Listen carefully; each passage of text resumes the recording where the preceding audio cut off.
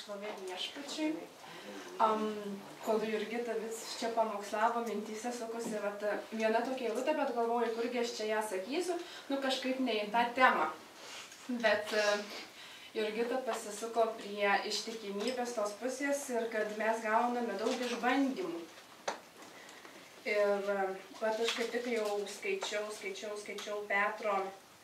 pirmąjį Petro laišką ir su ta ištikimybė, kad mes esame išbandomi ir kaip Jurgita sakė, tai yra ne mūsų jėgoms ir kad tikrai galime paslysti ir išsižadėti. Ir kaip tik pirmam Petro laiške ir 5 skyriui yra parašyta, meskite ant jo savo rūpesčius, nes jis jumis rūpinasi.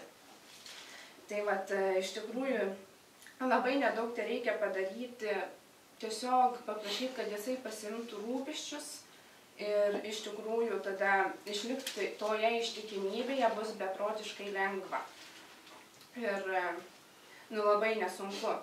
Ir taip pat dėl to lengvumo, kad to ištikimybė iš tikrųjų ir tuose išbandymuose nėra lengva išlikti.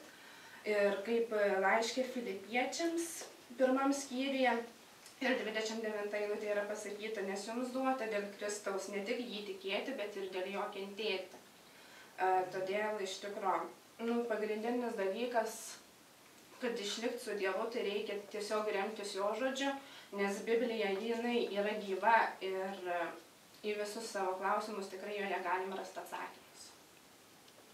Taip truputį ir viskas.